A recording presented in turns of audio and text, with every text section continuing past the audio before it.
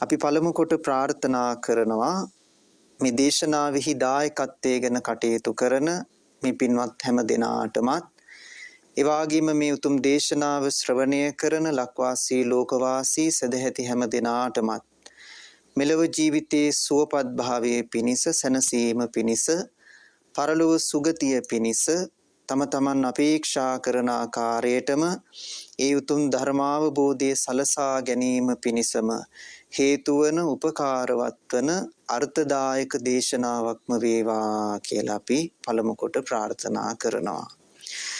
පින්තුනි, අද මේ දේශනාවේදී අපි පින්තුන්ලාට කියලා දෙන්නට බලාපොරොත්තු වන්නේ අපේ කුසල සිතේ එහෙම නැත්නම් අපි යම් කිසි පින්කමක් කරන අවස්ථාවන්හිදී ඒ කුසල සිත පින් සිත කිසියම් ආකාරයක කෙලෙස් වලින් 1000කටපත් වෙනවා නම් ඒ කෙලෙස් 1000 සංසිඳවා ගන්නට අපේ කුසල සිත තුළ ඇතිවන කාය පස්සද්ධිය සහ චිත්ත පස්සද්ධිය කියන සෝබන චෛතසික තත්වයන් දෙක ගැන පැහැදිලි කරලා දෙන්නයි මේ දේශනාවේදී බලාපොරොත්තු වෙන්නේ.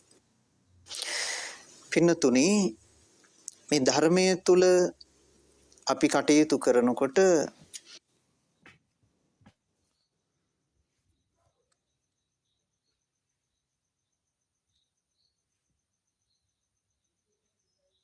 මේ දහම අපට උපකාරී වෙන්නේ අපේ සිත සකස් කරගන්න. දහමට සමීප වන කිසිම කෙනෙක් Tamanගේ කය හදාගන්න, කය ලස්සන කරගන්න දහමක් ඇතුලේ බලාපොරොත්තු වෙන්නේ නැහැ.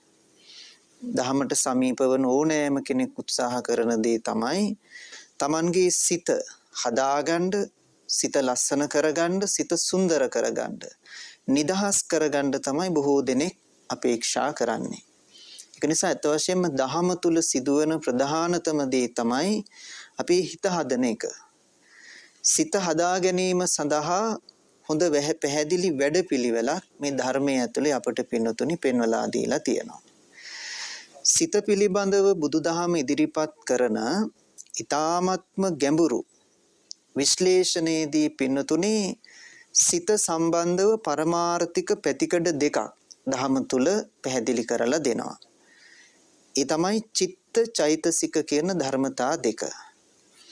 සාමාන්‍යයෙන් අපි මතු පිටින් බලනකොට අපේ හිත එහෙම නැත්නම් අපේ මනස අපේ ඇතුළාන්තය කියලා අපි සාමාන්‍යයෙන් ස්වභාවයෙන් මේ ඇතුළාන්තය පිළිබඳව දැක්කාට දහම ඇතුළේ ඊටාම පරමාර්ථිකව ගැඹුරින් මේ සිත පිළිබඳව කරන විශ්ලේෂණ වලදී චිත්ත චෛතසික කියලා සිත සම්බන්ධව පැතිකඩ දෙකක් දක්වනවා.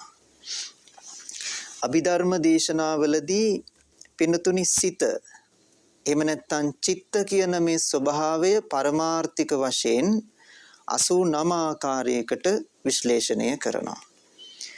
ඊළඟට සිත හා සංප්‍රයුක්ත වන චෛතසික තත්ත්වයන් පරමාර්ථිකව 52ක් හැටියට විශ්ලේෂණය කරනවා. සාමාන්‍යයෙන් අපි බෞද්ධයන් වශයෙන් අත තියන්නෙම නැති පැත්තක්නේ අභිධර්මයේ කියලා කියන්නේ. අභිධර්මයට ගොඩාක් දෙනෙක් එච්චර ප්‍රිය කරන්නේ නැහැ. අභිධර්ම දේශනාවන් බොහෝ සෙයින්ම බොහෝ දෙනෙකුට රසවත් වෙන්නේ නැහැ. ඒකට හේතුව තමයි අභිධර්මයේ කියලා කියන්නේ බොහොම ගැඹුරු දේශනාවක්. අපිට මේ මතු පිට ඇතුලේ කතා කරන සාමාන්‍යයෙන් අපේ හැඟීම් එක්ක කෙරෙන සංවාදවලට වඩා ඒ අභිධර්මාගත සංවාද පින්නතුනේ ගොඩාක් නීරසයි. මොකද මේ කතා කරන දේවල් ඇතුලේ තියෙන මේ පරමාර්ථික තත්වයන් බොහොම සියුම්. අපිට සාමාන්‍යයෙන් සම්මුතිය ඇතුලේ සමහර දේවල් කොයිතරම් ගලප ගන්න උත්සාහ කළත් ඒවා පැහැදිලි ලෙස ගලපා ගන්න බැරි වෙන්න හේතුව තමයි පරමාර්ථ தත්ත්වය හරියට ස්පර්ශ කරගෙන නැතිකම. ඒක නිසා මේ අභිධර්මාගත පරමාර්ථික தත්ත්වයන් හෙවත් මේ චිත්තචෛතසික ධර්මයන් යම් පමණකට හරි කෙනෙකුට Tamanගේ ජීවිතයේ ඇතුළේ ස්පර්ශ කරගන්න පුළුවන් නම් සාමාන්‍යයෙන් සම්මුතිය ඇතුළේ සාමාන්‍ය කෙනෙක් දකින්නවාට වඩා සිත සම්බන්ධව සිතේ ක්‍රියාකාරීත්වයේ සම්බන්ධව කිසියම් අවබෝධයක් ඒ කෙනාට ලබන්න පුළුවන් කමක් තියෙනවා. එතකොට අපි පින්නතුනේ මේ සම්මුතිය තුල එහෙම නැත්නම් මේ මතු පිටින් කතා කරන දෙයක් තමයි නිතරම පිං කරනවා කියන අදහස.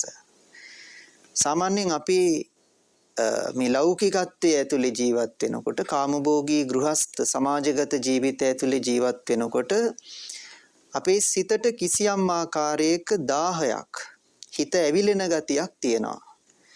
ගොඩාක් දුරට දහම ඇතුළට අපි ඇවිල්ලා උත්සාහ කරන්නේ 1000 සංසිඳව ගන්න. සාමාන්‍ය එදිනෙදා ගෘහස්ත ජීවිතයේදී ඒ ලෞකිකත්වයේ ඇතුලේ තියෙන කුමන අරමුණක් පිටිපස්සේ හඹාගෙන ගියත් සිත සතුටු කරන්නයි කියලා අපි අපේක්ෂා කරන සතුට අවසානයේ එතන ඉතිරි වෙන්නේ නැහැ.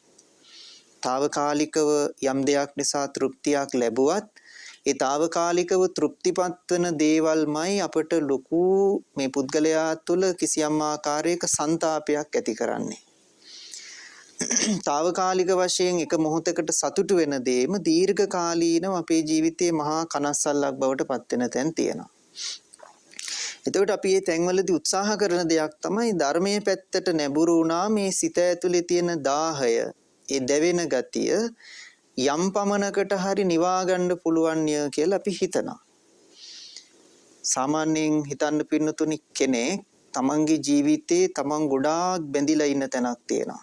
බැඳීම් ඇතුලේ ගොඩාක් කෙනෙක් ඇබ්බැහි වෙලා අසීමාන්තිකව යම්කිසි තැනක බැඳිලා ජීවත් වෙනකොට ඒ තරම්ම කෙනෙක් යම්කිසි බැඳීමක් ඇතුලේ ජීවත් වෙන්න උත්සාහ කරන්නේ යා හිතන දේ තමයි යා හොයන සතුට සැනසීම එයාගේ ජීවිතයේ තියෙන හැම දෙයක්ම පවතින එතන කියලා තමයි හිතන්නේ.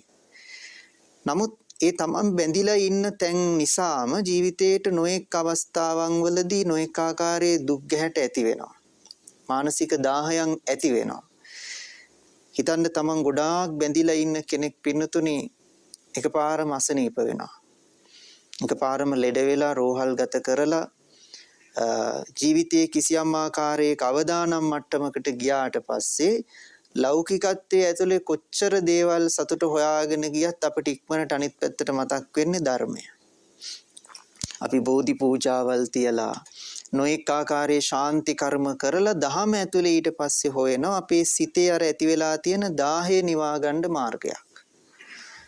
මොකද අපි ඇත්ත වශයෙන්ම මේ ලෞකිකත්වයේ ඇතුලේ සතුට සැනසීම හොයාගෙන ගියාට ඒ తాවකාලිකව ලැබෙන සෑම සතුටකම අවසානික ප්‍රතිඵලය වෙන්නේ මහා ලොකු දුකක් අපට ජීවිතේට උරුම වෙන එක.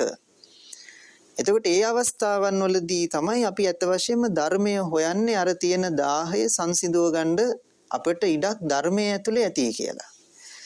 එතකොට අර මතු පිටින් විතරක් ඔය කියන தත්ත්වය තේරුම් අරගෙන දහම ඇතුළට එන අය පින්නතුනි සැබෑ ලෙසම මේ දහම ඇතුලේ පෙන්වන ඔය සිත ඇවිලෙනකොට සිත 1000ටපත් වෙනකොට ඒ නිවන ගතිය නියම විදියට ලබන අය නෙවෙයි.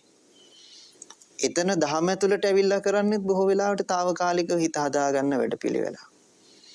දැන් සමහරු කියනවානේ අපි නොඑක ආකාරයේ පීඩන වලින් හිත නොඑක ආකාරයේ පීඩාවන් වලින් පත් වෙලා තියෙන මොහොතක පන්සලකට ගිහිල්ලා බෝධි වන්දනාවක් කළාම බෝමලුවකට වෙලා ටික වෙලාවක් වාඩි වෙලා හිටියාම බුද්ධ මන්දිරයට ගිහිල්ලා බුදුරජාණන් වහන්සේගේ ප්‍රතිමා වහන්සේ දෙස බලාගෙන හුදේකලා වෙලා ටික වෙලාවක් හිටියාම පුදුම සැහැල්ලුවක් හිතට දැනෙනවා කියලා කියනවානේ. ඒ කියන දේවල් ඔක්කොම මතු පිට දේවල්. ඒ කියන්නේ ඒව ඇවිල්ලා නියම දහම ඇතුලේ නිවීම නෙවෙයි. ඒ වෙලාවෙත් කරන්නේ తాවකාලිකව හිතේ තියෙන ප්‍රශ්න ටිකක් අමතක කරලා ඉන්න එක විතරයි. හැබැයි ඊට වඩා ගැඹුරු වැඩපිළිවෙලක් දහම ඇතුලේ පෙන්නනවා. ඒ කියන්නේ මේ ඇවිලෙන ලෝකයක ඇවිලෙන්නේ නැතුව ඉන්න පුළුවන් වැඩපිළිවෙල.